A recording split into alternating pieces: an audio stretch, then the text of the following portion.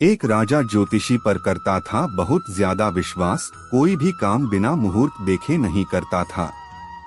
राजा सुबह उठने से लेकर रात को सोने तक हर काम मुहूर्त देखकर ही करता था। उनका ज्योतिषी इस बात का फायदा उठाता था और राजा से धन लूटता रहता था। राज्य के मंत्री भी इस कारण परेशान थे। एक दिन राजा और ज्योतिषी राज्य का भ्रमण कर रहे थे। तभी रास्ते में उन्हें किसान बैलों के साथ दिखाई दिया। ज्योतिषी ने किसान से कहा कि मूर्ख, आज जिस दिशा में दिशाशूल है तू उसी दिशा में जा रहा है, वापस लौट जा वरना तेरा नुकसान होगा।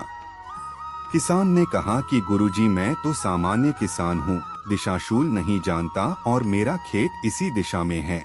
मैं रोज वहाँ जाता हूँ, अगर कुछ बुरा होना होता तो कब से हो जाता। ये बात सुनकर ज्योतिषी को कुछ समझ नहीं आया कि वह क्या बोले। फिर थोड़ा सोचकर उसने कहा कि लगता है तुम्हारे हाथ की कोई रेखा बहुत बलवान है, इस वजह से तुम्हें लाभ मिलता है, तुम अपना हाथ मुझे दिखाओ।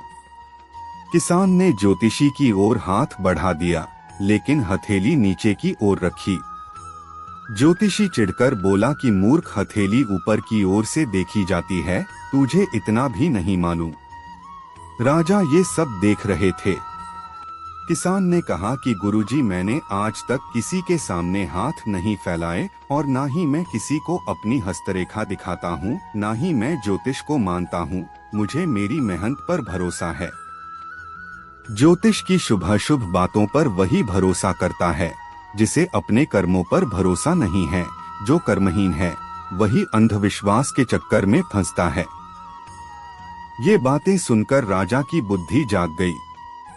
उसे समझ आ गया कि वह भी अंधविश्वास के चक्कर में फंसा हुआ है।